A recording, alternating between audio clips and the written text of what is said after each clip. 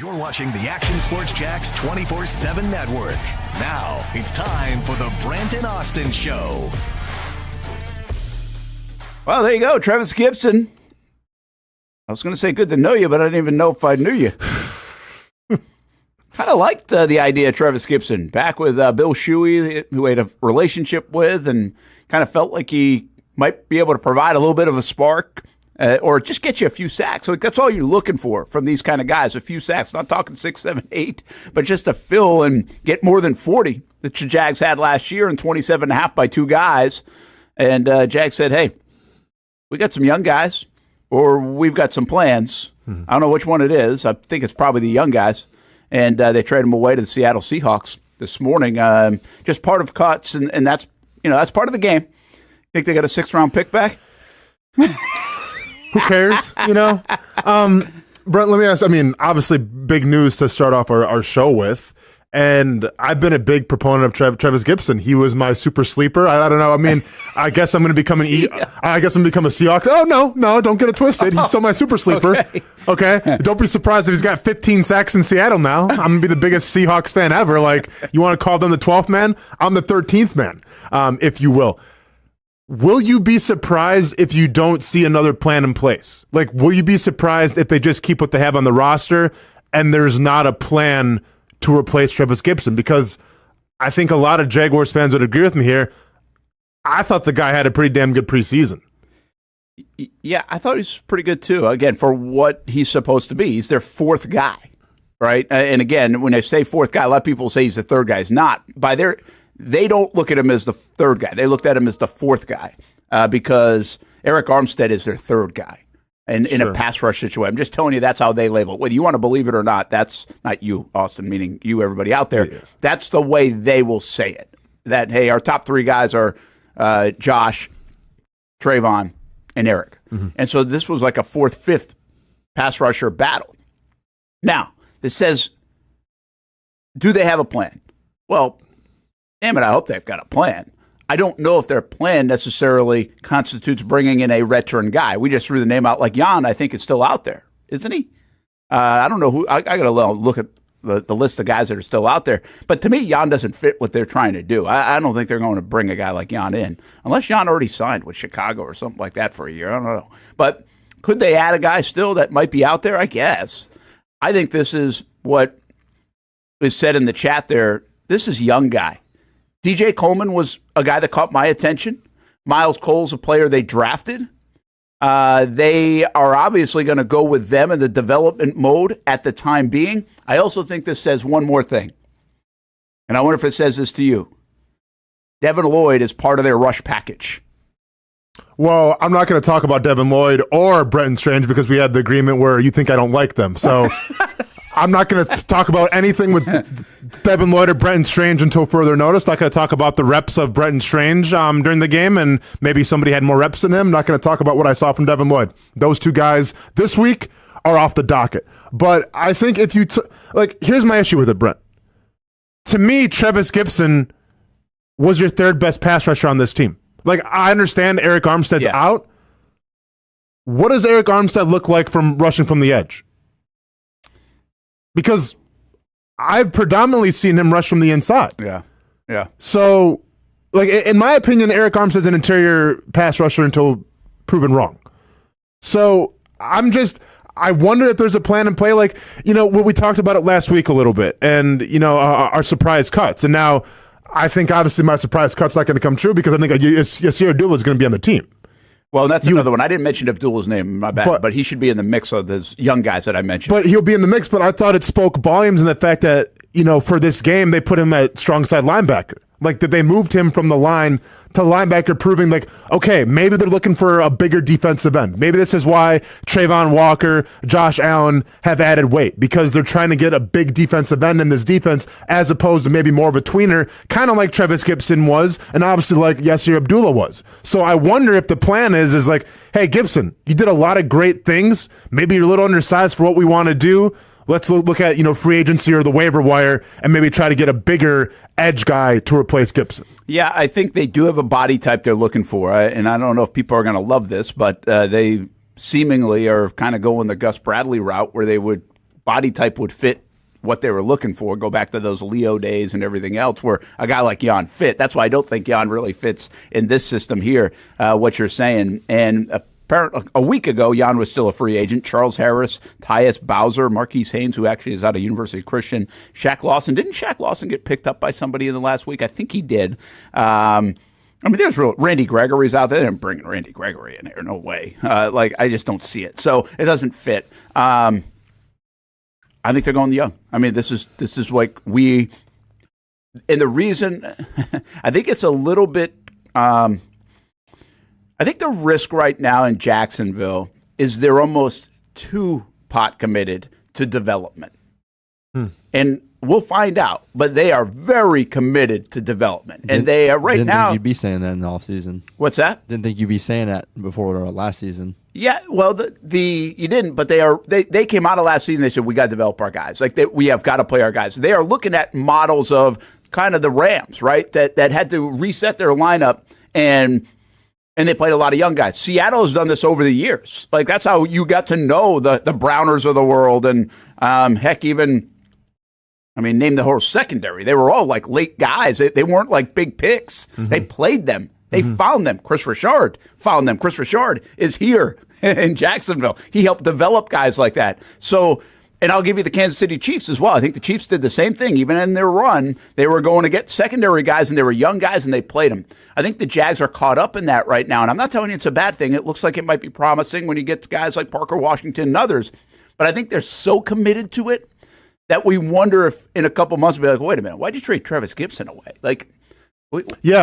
This could be one where you say, wait a minute, right? I don't like it. Once again, I'm not gonna really. It's hard to speak on this move until we see the final plan here. Yeah. If they replace him with somebody else, if they trade for somebody else, if somebody's on the waiver wire, all right, then more power to you. But I'm just saying where the roster stands right now, and if they don't have a plan to replace him, then yeah, I really don't like the move because I think he was a pretty damn good edge rusher, and you can never have too many of them. And if we learned some things from the preseason game, we've learned that they're going to be rotating guys a lot, especially on defense. They are. And it almost reminds me look at what Doug Peterson had with Jim Schwartz back in 2017. It almost speaks volumes that and granted, the defense is going to be different than what Doug Peterson had in 17 when he won a Super Bowl. But when he had Jim Schwartz as defensive coordinator, that's all they did. They rotated guys. I played in Jim Schwartz's defense. I know all about it. It seems like he's trying to get a resurgence of that again.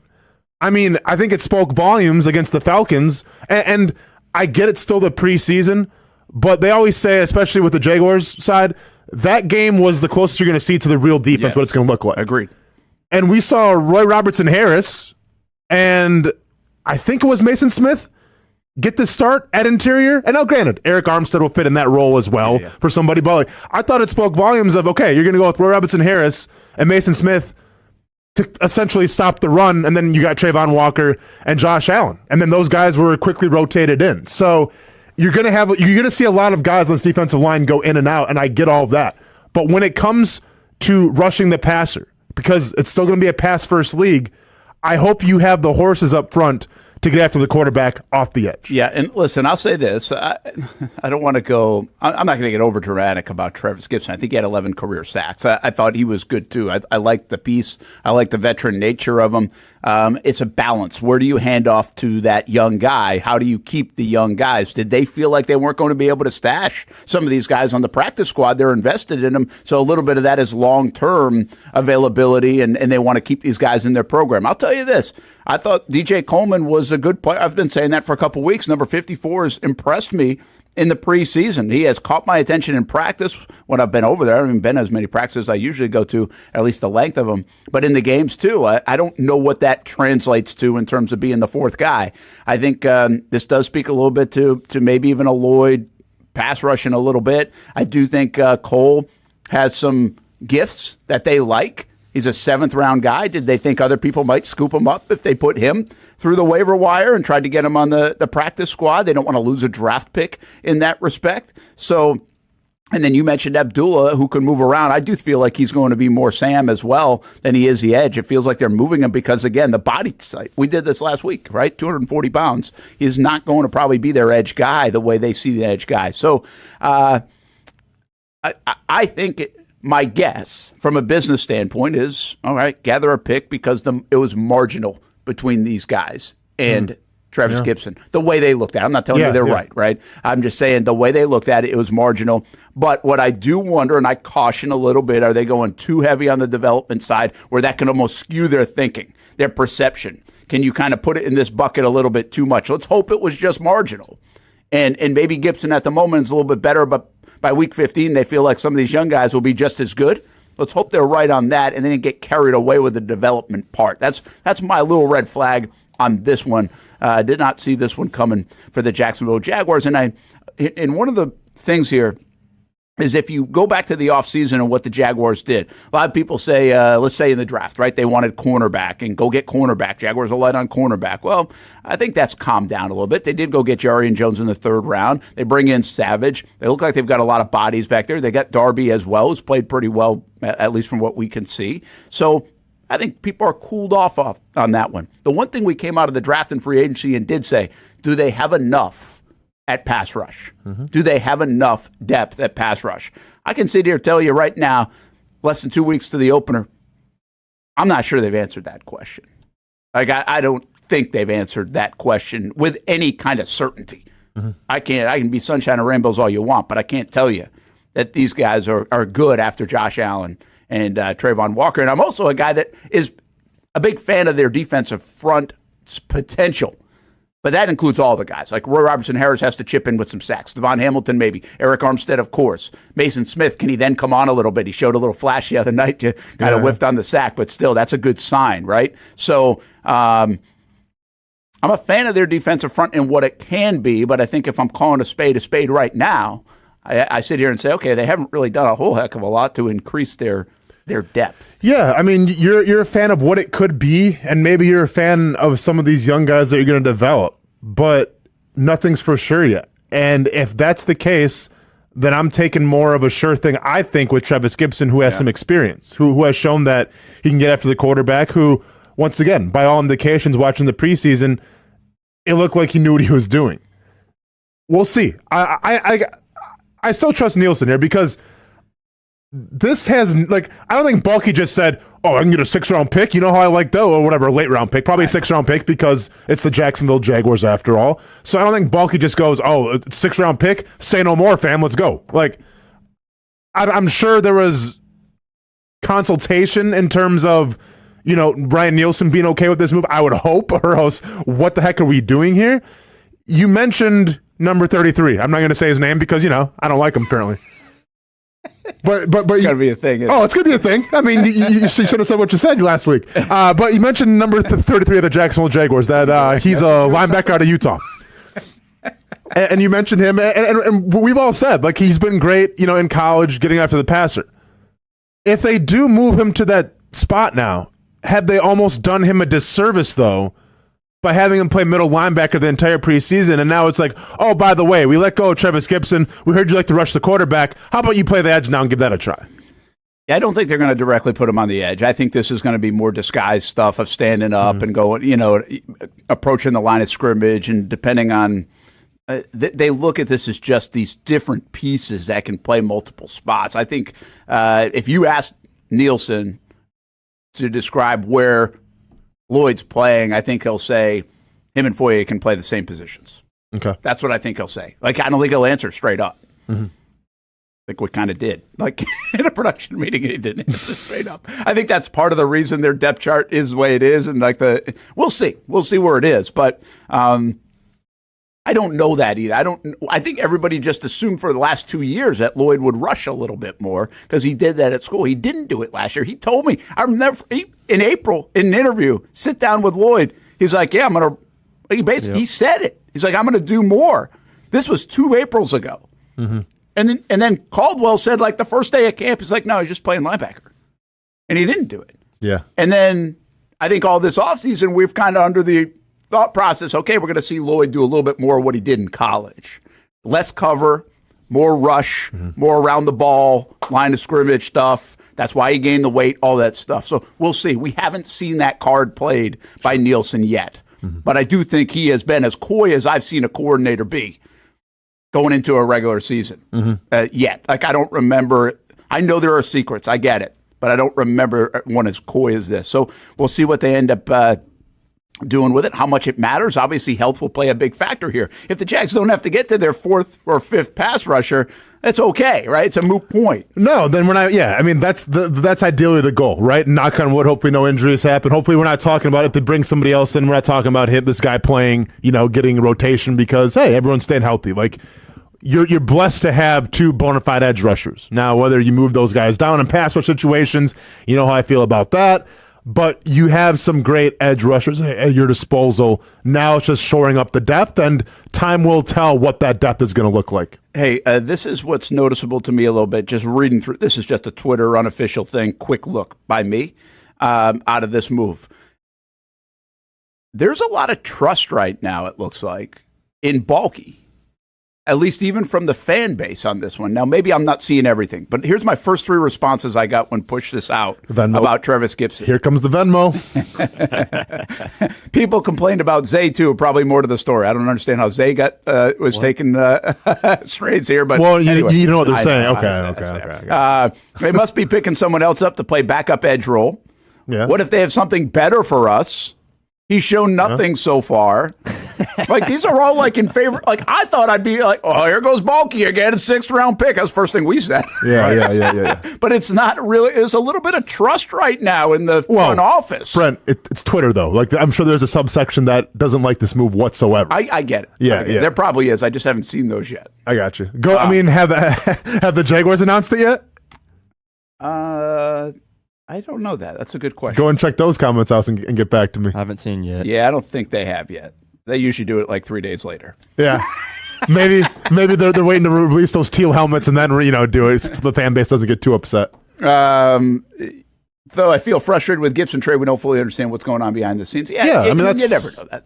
That is true. But I don't think we can. I'm not going to sit here and assume like something's going on behind the scenes. I'm going to sit here and assume that they think they've got players that can be just as good, if not better, than Trevis Gipson's going to give them production-wise, or it's very marginal. And so forth. Because it's marginal, they're going to lean younger guy. But that's the only thing I can make out of it. Okay, but I don't like that answer. I'm going to be honest. I don't like the answer because if it's marginal, then I'm going to lead with experience. Yeah. If it's marginal, then I'm going to lead with the guy who's done it a little longer. Who can give you some good play in some tough situations. I'm with all due respect, I'm not going to bank on a younger, later round draft pick. I'm simply not, especially at such an important position. So once again, I hope there's a plan in place. If there's not a plan in place and they don't replace Gipson and what you have is what you have on this team, I'm going to go a little okay because I mean, maybe money, but come on, let's be honest. Look at how much money you spent this year. You think Shad Khan's worried about paying Trevis Gipson? No. And I don't even know what he paid. And listen, and I understand it's Trent Baalke, so we're playing all the greatest hits, another 6th-round pick, put it on the record. I don't care about that either.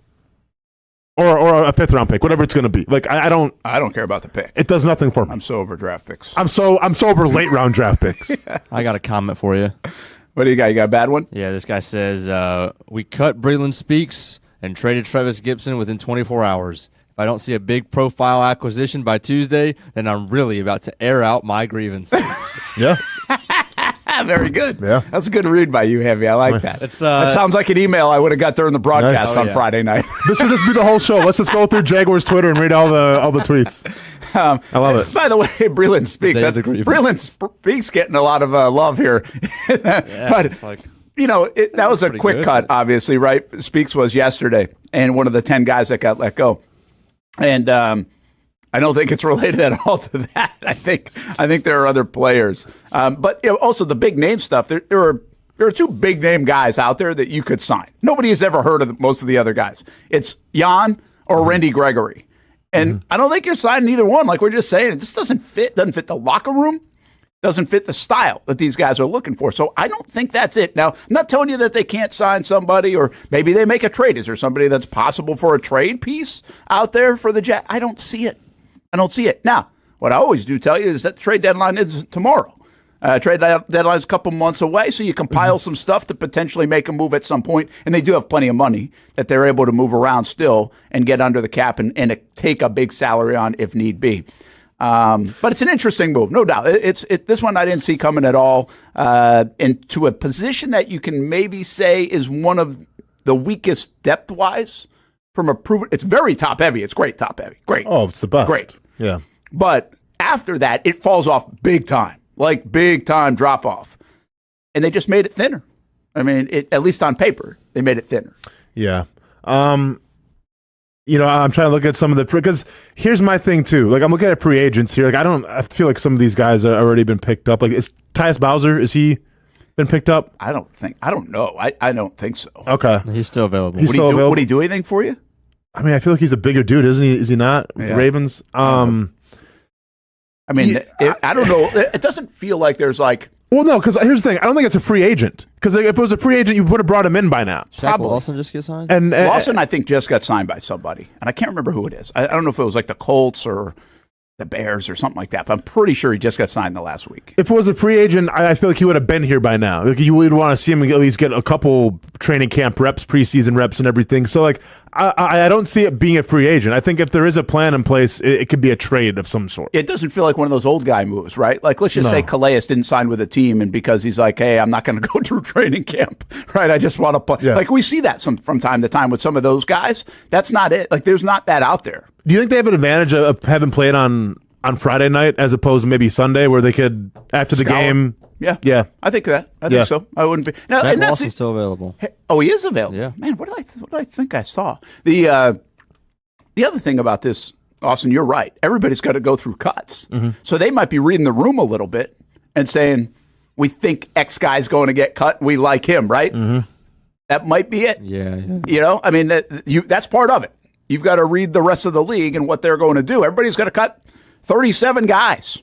Mm-hmm. And some will cut for salary cap reasons, and some will cut for other reasons. So maybe they've got their eyes on somebody. We'll see. Hey, let's do this. Take a timeout. There's a bunch of news this morning that impact the opener. We haven't even got to Friday night's game. And here's the deal. I understand the scoreboard. I get it Friday night and what it said, and they were playing backups and all that. I mean, my blanket statement here is going to be, it beats the alternative. They took care of business, right? They did what they were supposed to do. Mm-hmm. But there is something else, and I want to get your take on this, because there's something that I think you should be excited about, what happened on Friday night, and it has nothing to do with the scoreboard. I'll tell you where I'm going with that, plus some news that impacts the first quarter of the season for the Jaguars. And the Jaguars, knock on wood, are getting a little bit of some breaks here in the early part of the schedule. How big are those breaks? I don't know, but they are getting some breaks, and that was solidified a little bit today, especially in the season opener. We'll tell you what happened. More to come. Brent Austen show on a Monday. It's a busy one already. Happy football season, everybody. We're on the Action Sports Jacks 24/7 network. Welcome back to the Brent and Austen Show, streaming on the Action Sports Jacks 24/7 network. Hey, welcome back, everybody. Are we on? Doesn't sound as good in my ears. But yeah, I guess we are on. I think we're good. Maybe I lowered it. I sound great. Maybe my ears aren't working as well. Audible chocolate coming at you. Brent, Martineau, Austin Lane, Jason Hamby. And hope you had a good weekend, everybody. Now we get the lull in the action until the Miami Dolphins in a couple of weeks. And the Jags looked really good on Friday. And I get it. They should look good, all that stuff. But they did. There's plenty of times over the years the Jags should do this or that and didn't. So we were just talking in the break. Trevor Lawrence, he was on one the other night now. I mean, he threw 10 passes, and all 10 were really good. Mm-hmm. And some were brilliant. Yep. If we get that, Trevor, I think Dan Orlovsky said he'll be in the MVP race if you get that, Trevor. Yeah, he was locked in, ready to roll. You know, and I don't care. Like, and I get it. It's against the twos of Atlanta, the 2s and 3s and everything, but you know, it's like I talked about on Friday. I'm not going to look at what players are playing in depth purposes. All I'm going to say is, can they take care of business or not? And guess what? Offensive line, for the most part, took care of business. Trevor Lawrence took care of business. Wide receivers took care of business. Defense, for the most part, took care of business. Like, it's a lot to like. And it's a confidence builder now going into Miami. I mean, I don't think it could have went any better for the Jaguars. Let me ask you this from a guy who played in some different systems. Like, this is what I like about what the Jags just did.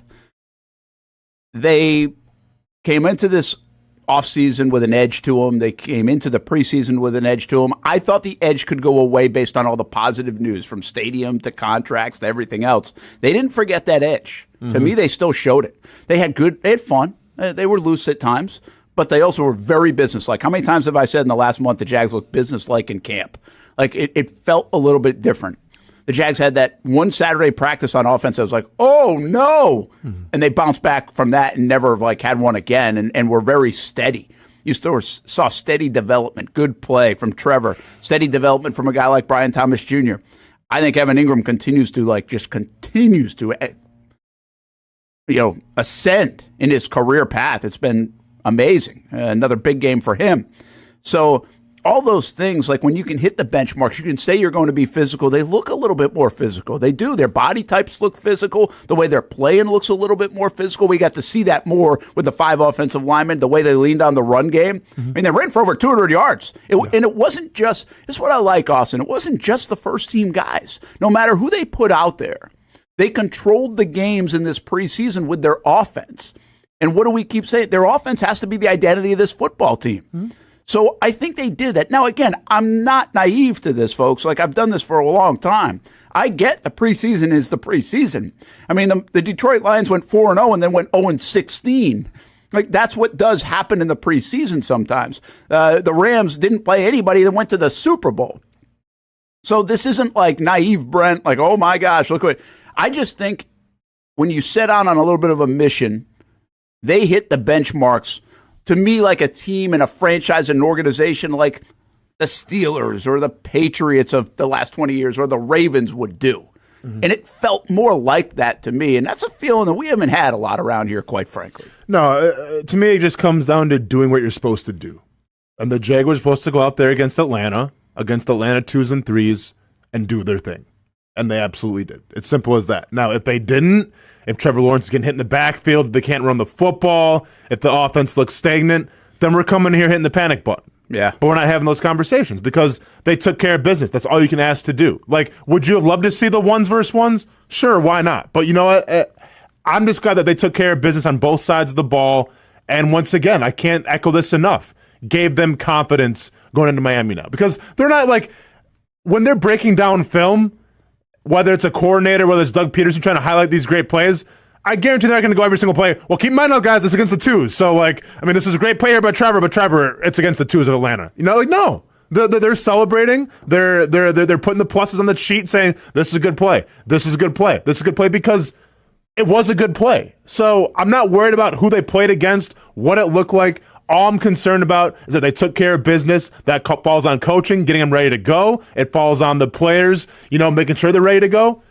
Everybody was ready to go Friday night.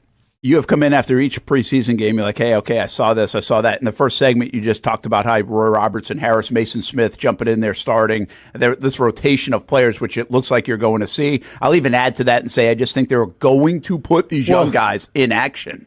So I'm going to be honest. I have no idea what the plan is with Roy Robertson Harris. Yeah. I have zero idea. Yeah. Because you talk about a guy in the second preseason game, if I'm mistaken, played in the fourth quarter. He did. And then you talk about a guy in the last preseason game, probably the most important one, was the starter. I don't know what the plan is. Like, if I wasn't watching the game and you show me Roy Robertson Harris's, like, his snap chart of, like, when he went in the game, if he started, how long he was playing for, I would have said, oh, he's on the trade block. Yeah. Like, that's a good point. They're trying to ship him off. Like, he might have been. Might have been. I don't know. But, like, it's just, you don't really see a lot of this where it's like, okay, we're going to play this dude in the fourth quarter of the second preseason game, and then guess what? Yours. And I get it. Like, Eric Armstead will fill that role when he comes back. But nevertheless, okay, then we're going to have you be the starter of the last preseason game. Yeah. That was a little surprising to me. And again, Eric Armstead is healthy enough now, but they kept him out of this one. So, like, that's one of the reasons that was open to do. But I think that's a good point. I mean, well, let's just ask you then. Does Eric, Hamby's jumped in here a little bit too. Does Roy Robertson Harris get dealt in the before the start of the season? Either one of you guys? No, because then I think you're really relying way too much on the young guys. You got to have some on the interior with, I don't know, They've put too much into him, and they've paid him too much. And if they were going to cut him, and they could have thought they could have got a pick out of him, they would have done so. And I don't think training camp or these preseason games have done anything to improve his trade stock. So if they were going to do something, they would have had all offseason to do it. Yeah, I mean, I think he has to be here unless, once again, there's a grander scheme that we're not seeing quite yet. But I just think it speaks volumes that, and maybe it was to try to prove a point to him. Maybe it was like, hey, man, you got to step up your game a little bit. Might be. You're playing the fourth quarter. Maybe he kind of, took his punishment, if you will, and then they rewarded him by him starting the last preseason game. I mean, that's a possibility. I'll say this much, and there's so much to break down from that Falcons game, once again, even though it was against the twos. I mean, Tyson Campbell showed up in a big way. Yeah. I mean, he's making every penny worth it seems like. I mean, once again, preseason, but so far so good for Tyson Campbell. And there's a lot to like about that Jaguars defense. If I was going to say one thing that I didn't like, or one thing that kind of perked my attention up a little bit, and I alluded to this 2 weeks ago when we talked about the RPO. So the only success that Atlanta seemed to have on offense at all was when they ran no huddle. And I think, and you mentioned this, Brent, to start the show off with, with the rotation of the guys and almost game planning on what the offense is going to give you, it seemed... I'm still saying I don't know. I really am. And we've been watching this, and I don't know. Because they've kept things so close, I don't know what... I think it's going to look a little bit different than what we've even seen. So I'm going to go on the offense where this should be an offensive team. This should be a team that when you go to Miami, you got to put up 27 plus. You should be able to put up 27 plus. You should be able to maybe dictate play. You should be able to have them catching you. Because you're in year 3 of a system, you're paid your quarterback, you've got a Super Bowl winning coach, you've got all those ingredients. And identity and offense should be it. That's where we should start with this football team. Well, I like their identity so far. I like the quarterback and what he's doing. I like the fact that they looked good in what they were running, even without Christian Kirk. I like fullback. Fullback. Well, Evan Ingram was lined up back there in a crouch a couple of times, wasn't he? Yeah. Right? So that's why I thought you were going to jump all over this morning. No, man, because it was obvious. We all saw it. Come on. I know. I've been preaching this day one. You have said it, right? You said, hey, they're going to run more. And I asked you last week. I was like, okay, you've been saying this, but why? Remind us why. Yeah. And you said the H-back stuff, the fullback kind of stuff. First 2 or 3 plays of the game, I think. Yeah, man. Well, guess where that play action to Brian Thomas came off? Under center, off that kind of look. Travis Etienne had already run it a little bit. And they're going to commit to the run more. Trevor even voiced that after the game and said, hey, this is what we've been working on. And he's voiced it in other spots too. But you really saw it because of what you said. In game 3, you see a little bit more of that. They want to practice a little bit more of that. Well, it was only, I think John Shipley had it was 4 snaps under center. And he went 3 for 4 from under center. And all of it was good stuff, So I just put all those kind of pieces together as a guy that doesn't claim to know everything about the X's and O's of football. And I say, okay, how are the Jags supposed to look different? This is year 3. This is an evolving offense. You should know it operationally. Well, operationally, they're pretty good. They look very good. Everybody's on the same page. Talent-wise, they've got the parts. I mean, they can make it happen. Offensive line, well, we'll see, but it was a decent performance the other night. And now you add this element of saying, hey, we're comfortable if Trevor has to go under center. Because the bottom line is you can go around the league and ask and say, oh, well, our guy's not comfortable being there. Our guy's not that's not the way football's played anymore in high school and college and everything else. Our guy's not comfortable.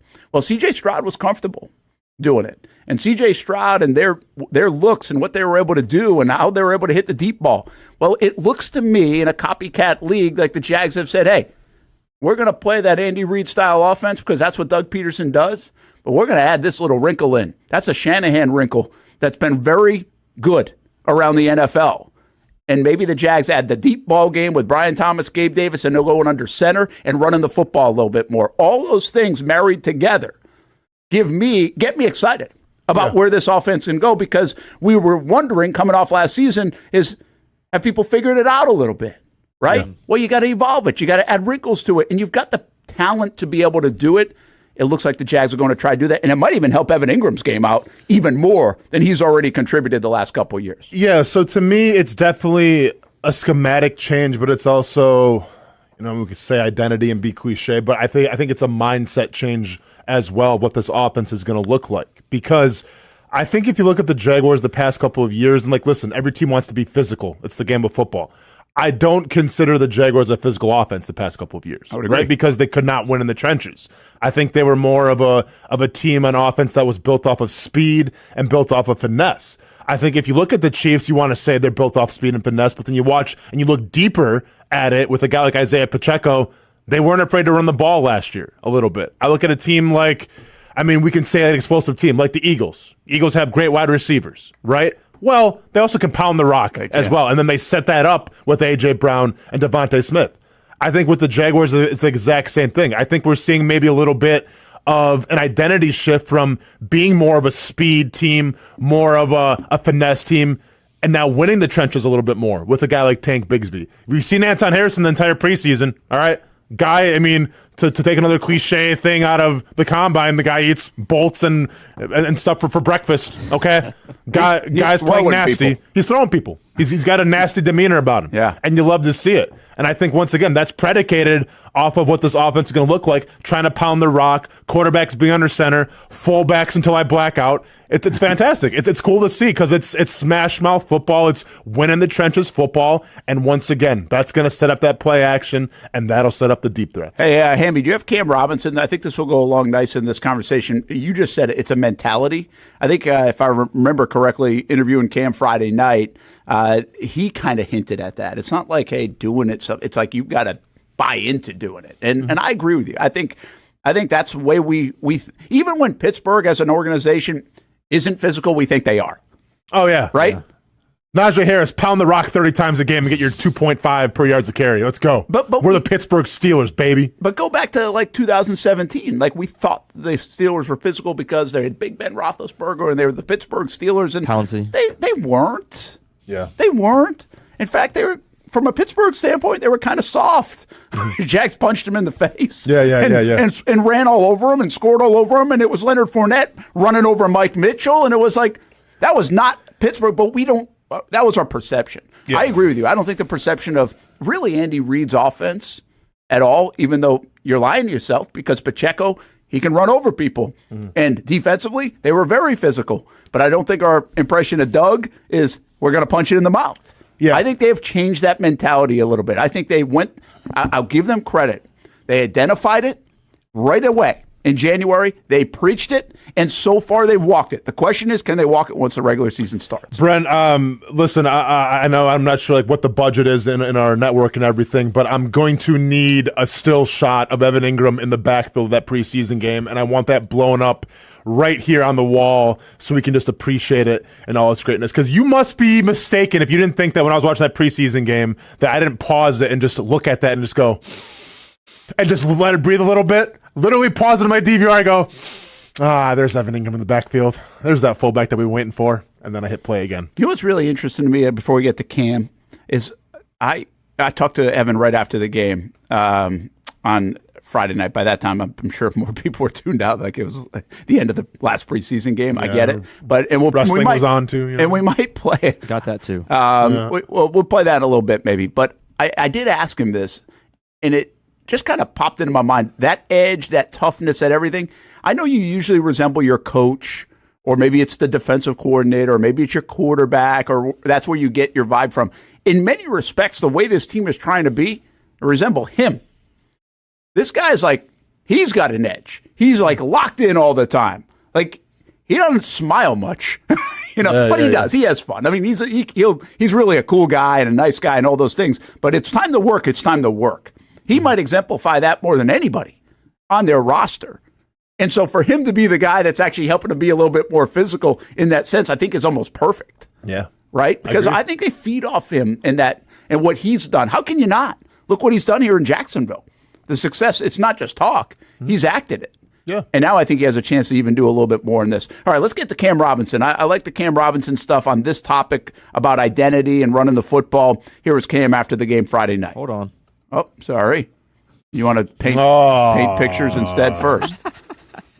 I had it just in time. Microsoft Paint. And by the way, this is like so this was the 7-yard run right off the rip, and then ATN runs for 26. But there's that fullback too, Brent.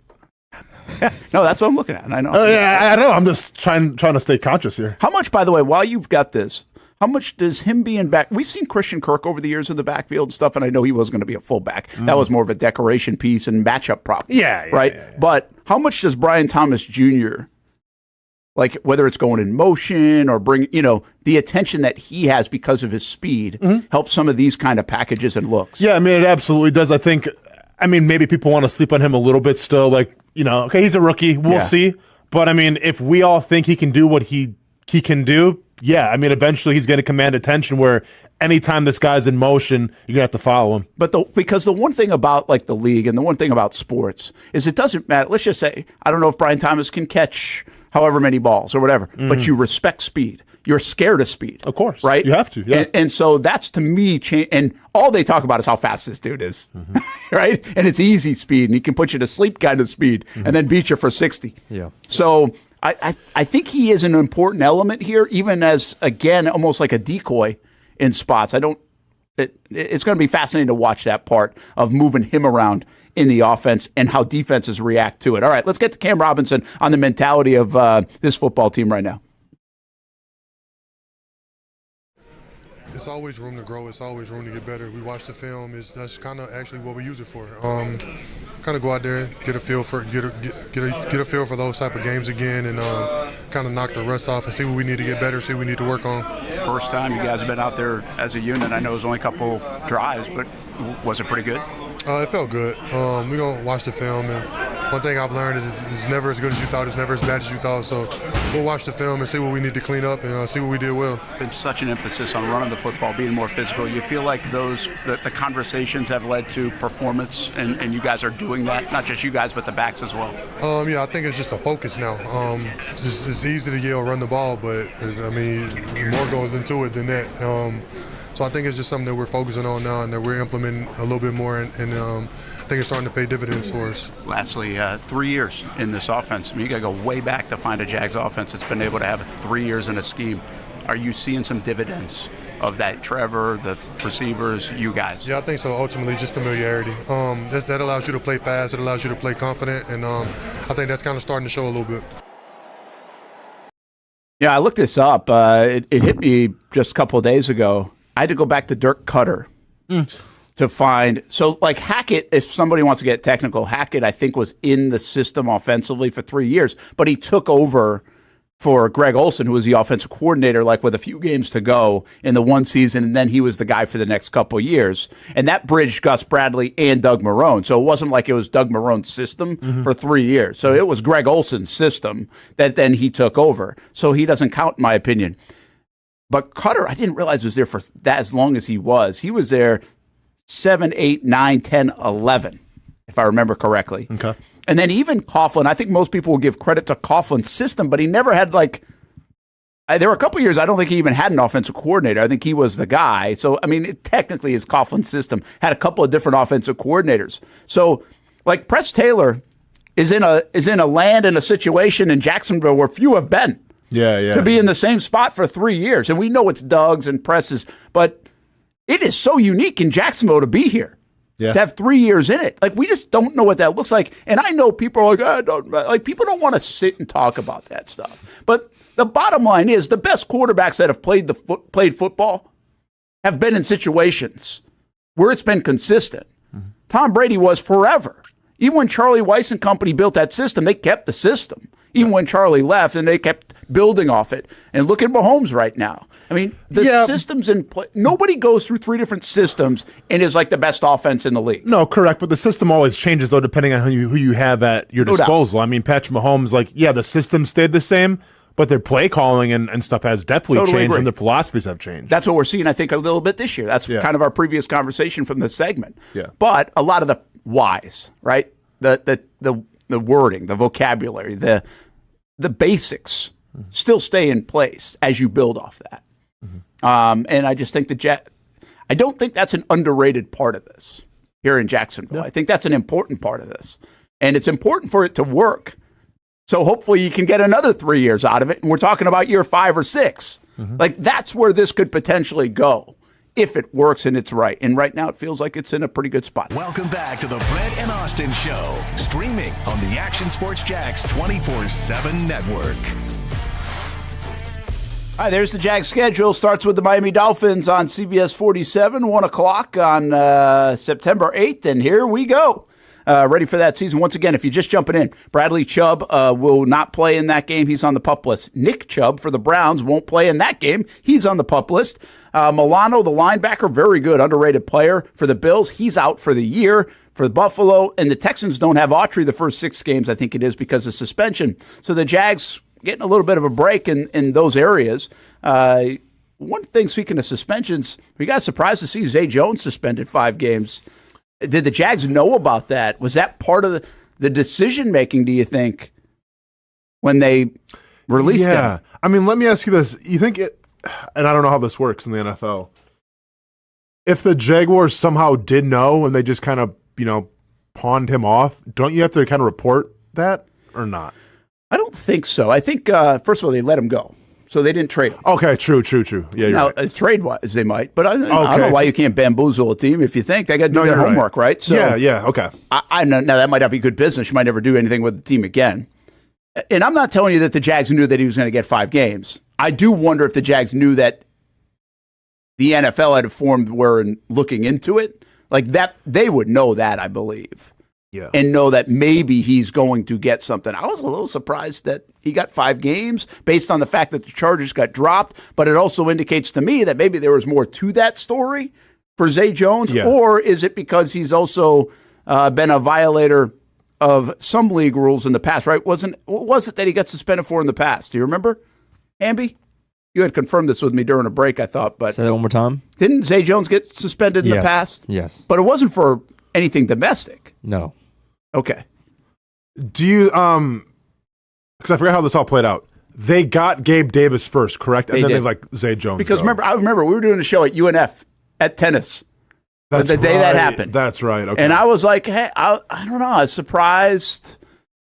And you were like, hey, he's here to replace. He is Zay Jones. Gabe Davis is Zay Jones. Yeah. Like that was your view, and I'm not saying that's right. For me, though, I was like, okay, but do you have to do that? Like the depth, you needed all the depth. And I don't know how they felt about all of it. I just wonder if the tea leaves add up to they one, saw what was going to happen. They were trying to upgrade anyway with Gabe Davis, but 2, maybe they saw some writing on the wall that they could run into a little bit of a pickle here. Sure. Yeah. So, anyways, Zay Jones suspended for 5 games. And I saw Arden Key won his appeal too. Won. Right? Now, how often does that happen? Yeah. Yeah. I don't know. Because I don't know if I remember seeing that. So, with the Arden Key situation, it was PEDs, correct? Is that what? Yes. Yeah. So maybe there was something wrong in terms of like how the test was handled. They didn't follow the proper protocols. Maybe it was tainted. Maybe tainted test. Yeah. I don't know. Or maybe something came off the list. Maybe that was associated with it. Or did he just fight his case very well? I mean, but it doesn't seem like people have said multiple things about over the years, like, oh, I didn't do this. I had this because of allergy stuff, or I did this because of this. Or, I never recall a guy appealing the PEDs and actually winning it. Yeah. But it'll be. So that one actually, we thought that one would have impacted the Jags, I don't think, anyway, because they play the Titans later on. Sure. But he is back. I do wonder if the Jags saw this coming with Zay Jones or not. And my guess is to some degree. Now, again, I don't know how you would know it would be 5 games, but I think maybe they knew something was coming. I don't think that's why the move was made, though. I don't believe that.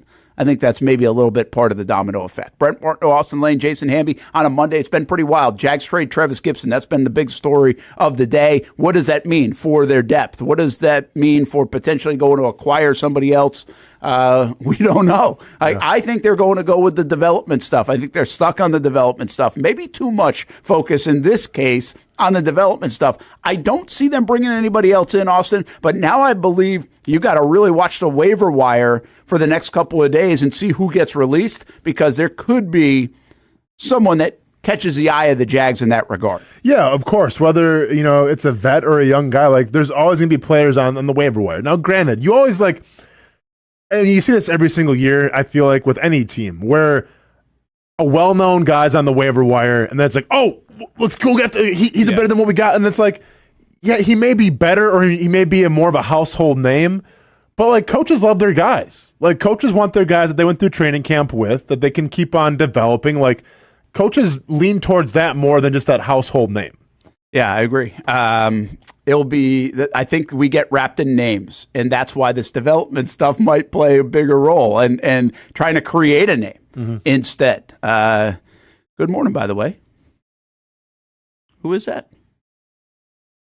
Big Nuke Dog, 1986. There you go. Oh, big Nuke Dog, 1986. I mean, I assume you're born in 86. I'm 87, so we're close to the same age. There you go. Please don't call me Mr., man. That was my grandfather. Just refer to me as Austin, please. But You can thank call you. me Mister. You can call Brent Mr. I sure hope Trevor has an MVP type season. I drafted him in my fantasy league. Oh, we talked about that today, too. I mean, Trevor looked as good as you could look in that preseason game. Yep. It wasn't that they were playing others. It was more, I think I love the fact that he was under center some of the play action. Brian Thomas continues to make a play every game, which is a good sign. And then Trevor was throwing darts. Yep. And by the way, Mac Jones is throwing darts, and that's the last Mac Jones we're going to see, but I thought he was throwing darts as well.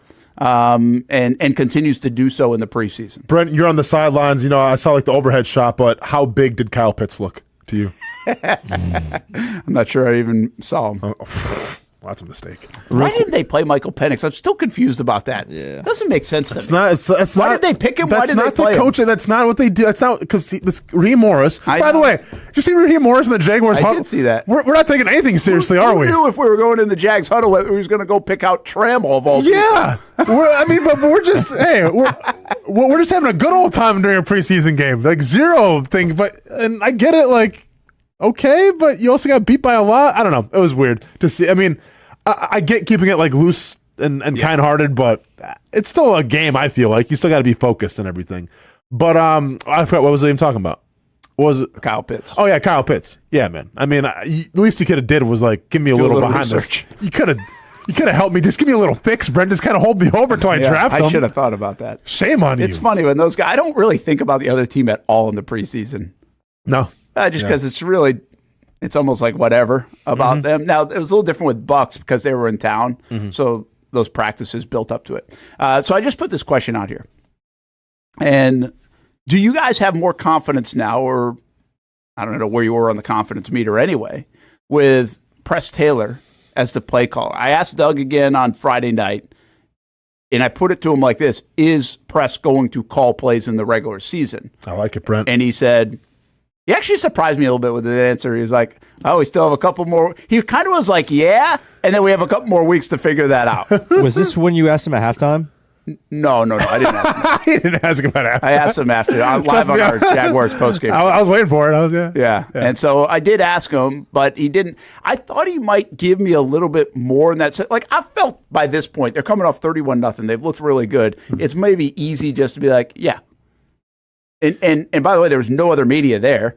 So it might have been a great time to be able to just like, yeah. Hey, Doug, just me and you hanging out. No one else is here. Sorry. What have you got? But I was a little surprised that he kind of just kept it. He is just swinging that door open on it, and he won't. It's just so quick. He doesn't want to say it. I don't know if he's going to publicly say it. I don't know if he's publicly going to answer the question. This might be an open-ended. Like, my vision is maybe on Wednesday of game week, next Wednesday, he'll be asked it and say it. But I'm not convinced he will. Yeah, we'll see. We got a couple more days. You're going to ask him to the pregame show. We'll see. We got a couple hours to figure this out. Like, no, I'm with you. But the question is how confident I am now. Yeah. Assuming that Press Taylor's going to call the plays. Listen, right? Press Taylor was talked about a lot last year. This has been a huge offseason topic, even though we know by now where it's trended, right? I mean, I got to ask the question just to get an answer. I mean, Brent, you started. You got to see this whole thing through. But we know where it is. Press Taylor is there. He's down on the sideline. He's calling plays. It's a collaborative thing. We can all say that, and that's probably how Doug will eventually answer it. But they looked pretty good on offense. And again, it wasn't just Trevor. It's when Mac was in, even early on when CJ was in, their offense looks like it's operating pretty well in what they're trying to accomplish, no matter who's on the field. Do you think right now, as we sit going into the season, people are more confident in Press Taylor? I mean, I think that's fair to say. You know how I feel about it, though. I mean, I think Doug Peterson gives you the best chance to win because he has the Super Bowl to back it up. And to me, on a resume, that's everything. But maybe even more so than trusting in Doug Peterson, I trust in Trevor Lawrence. And I think we can sit here and say, and we may never know, maybe until the documentary comes out one day, but right now we don't know. But I would assume that Trevor Lawrence has some input in terms of what he's going to hear in the headset, in his helmet. And if that's the case and Trevor wants press, then you know what? I trust Trevor Lawrence because you're paying him that much money. You made him your franchise quarterback. The least we can do now is say, Trevor, we trust you. Yeah, they're certainly not pivoting from that relationship, right? Hamby, do you trust him a little bit more? Do you feel good about him? Is it a non-story? Like, have we gone from the story to a non-story?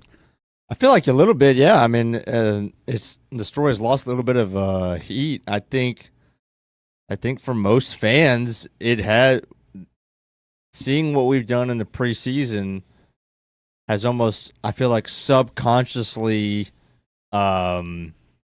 silenced some of the worries and the concerns because we've just been very efficient. 26 points, 20 points, 31 points, in control of the clock. Everything's looked, we've been converting on some of the the third and one, fourth and ones. BTJ's had a catch in every game. Even like all of these little things add up, I think, to the group think of we have subtly more confidence because there was not one single glaring issue over the whole preseason over the offense. Now, yes, we can talk about the offensive line and the run game. However, that's not a press thing. Everything else, and if you do want to count it, everything else was checked off. So I think, yeah, it's almost this subconscious of we're comfortable more now so than we were then. Yeah, I think that part is a little bit. That's a good way to put it. There's the subconscious of that underbelly of play calling. It's not even who now. It's right now. Mm-hmm. Play calling isn't a loud topic. Mm-hmm. I do think Doug made it a topic. Like this isn't. Well, and it's going to be if the offense doesn't look good. Well, and that'll be the topic. But it's one of those deals where it's not a topic until it's a topic. Correct. Yeah. And that's just based on. I mean, that's where everybody's going to go first, right? Everybody's going to press, and he's just. You're not going to avoid it. It was like last year you get to the point where it's everybody goes to Luke Fortner. The whole problem, right? You just get, whether it's right or wrong, you get to that point where everybody goes to the well and the same well when things go wrong. So the way to squash that is things go right. And right now it feels like things are going right. Were you surprised? I'm speaking of Luke Fortner, kind of, I think it was Phil Rauscher that came out and said that he's going to be playing in meaningful reps and meaningful games this year for us? Like, were you a little surprised? I mean, and listen, we all understand the narrative of you have to build up your guys, right? You have to have your guys' backs and everything, and I get that, but it almost seemed like Rauscher went above and beyond with those comments. There is a thought process. We've done that before on the show. And what? When a coach has said, when Doug did it, when talked about Luke, we had the same exact question. We know he's got to back him up, but didn't he go above and beyond and talk like he's like actually, a good football player, just hasn't quite shown it? And that's exactly what happened. There's a thought process, I think, and this is going to be interesting to see, but this development might hit a whole new level where they take some guys off the field at times and put the young guys in. Now, I don't know if that's the case on the offensive line. Brent? But we're having a great day. We're having a great. Thank you, Hamby. We're having a great day. Great preseason game to close the things out. All right, Trevor's looking great. Okay, yeah, Trevis Gipson. We'll see what happens there. A little leery about that, but everything was going great. We had a great show today. Now we're going to rotate offensive linemen. I don't know about that part, but I do think what you see on the defensive front of getting the Mason Smiths and maybe now the Coles or the Colemans, like I know that's more common on the defensive front. Extremely common. But I also think I think Christian Kirk's going to come out of the game. Sometimes Parker Washington's going to go into maybe. That's fine. That's okay. We can do that because, speed and different things. Will a guy like Foye come off the field in favor of Chad Muma playing a little bit more? I mean, you can rotate defensive guys in every once in a while, depending on the blitzes and the looks. Okay. So is that what he meant, though, with offensive line stuff? Brent, sleeping. Oh, what's this? I'm having a bad dream. Hitting the panic button. I'm sleeping and hitting the panic button at the same time. This is uncalled. I swear, if we're talking about rotating offensive line during the game, I'll be sleeping and I'll be in my dreams hitting the panic button. And nightmares. Yeah, nightmares. Thank you. Yeah. I don't think so. Yeah, I don't know. And the question is, does he play at center or guard? Because they've obviously. Can you imagine? You're the one that asked me the question. Well, I know, but I'm trying to picture. I'm trying to picture sitting in that press box for not week one. Whenever they come back to Jacksonville in September, I'm sitting picturing the press box. The first drive of the game, Jaguars are rolling, and I see 3 offensive linemen come out and 3 more go in, and I'm just like, what the hell are we doing? Yeah, yeah. I don't see that. Now, was he so adamant in his comments because he knows somebody's going to get hurt? But that's a weird thing. Yeah. Like, to say we will play shows me that. And again, like, now, does he play as an extra, like a tight end? Is that what he's talking about? Like, because Cole Van Lanen might play that role a little bit. You can see Walker Little playing that role more than he. Yeah. I don't know, Brent. I don't know either. And listen, I'm all for building your guy. I get it. I get the coach speak. I get giving your guy confidence. But then to sit there and say, oh, by the way, this guy's going to be playing meaningful games down the line. And okay. Yeah. I don't know what it is. But I'll tell you this, man. I'll say this about Fortner. And maybe they're right. Mm-hmm. And I don't know. I know everybody's down on Fortner. But doesn't it feel like they're taking responsibility, which you don't often see? They're taking responsibility like, hey, we picked him. We drafted him. Yeah. We haven't developed him enough, but we still believe in him. Like, we've got to do a better job. Yeah. Like, that's the vibe I get with the Fortner stuff. The going back to Doug from the combine on Fortner, going the all-off season on Fortner. We haven't given up on him. And now this with even Rauscher, who has been an advocate for him. It's like, hey, we have to do a better job. They've put it on them as coaching staff to develop the young player who obviously they think has some talent. This is a league sometimes that doesn't like. They love accountability in some respects, and they love to pin blame in others. Right? You're not wrong. And if a guy's played like this for 2 years and it hasn't worked, they want to separate themselves from that. They're not doing that with him. Yeah, I mean, and I get like, were you invested in him? And he's got some playing experience. So like, yeah, I get you want to see it through to make yourself look better, right? But then my argument is, well, what about number 85 and 33? Like, are they getting the same treatment? Well, it appears they're getting playing time. What's that? So what? We're not doing that today. We're not doing what today? I didn't say their name. I said a couple numbers. We're all good. I can say numbers. Yeah. They're obviously playing those guys. True. Yeah. Right. Yeah. So they don't have to do it. Yeah. What's striking about the Luke Farrell's playing more than 85.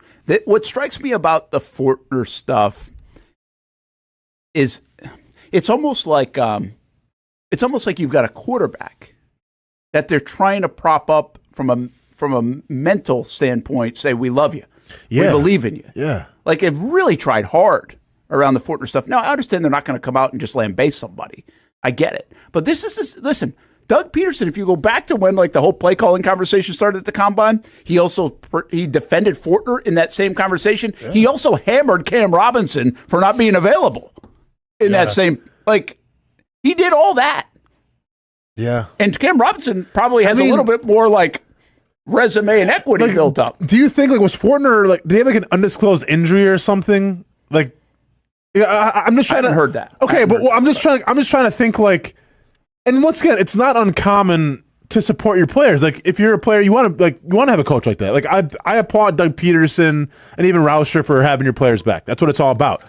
But then, like, I look at the comments, it's like, wow, you guys are going like above and beyond for this guy.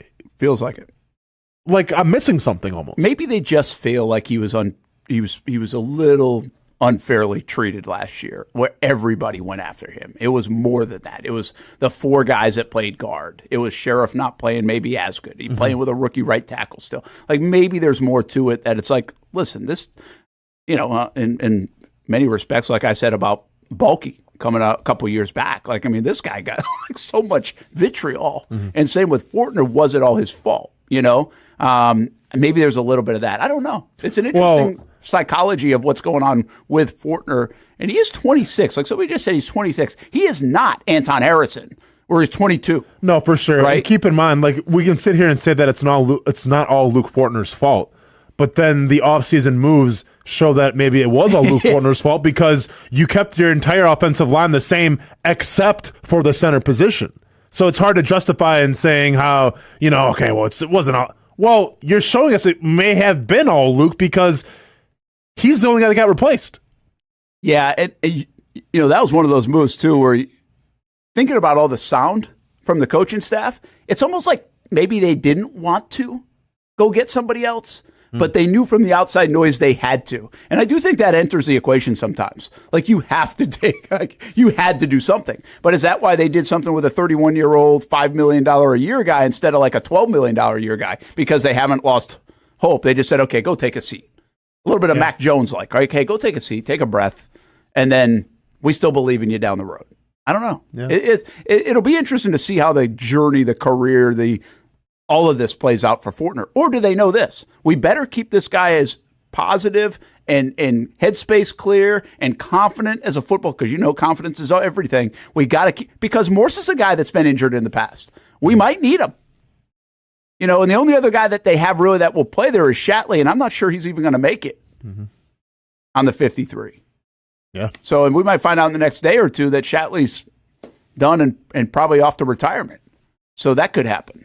So anyway, it is an interesting situation. All right, we got to do this. Got to take a break. We're not done just yet, though. We had a little Brian Thomas conversation. We've got a bunch of reaction from the locker room on Friday night. Doug Peterson just talked moments ago. Jags are on the practice field. Jags will have somewhat of a short week.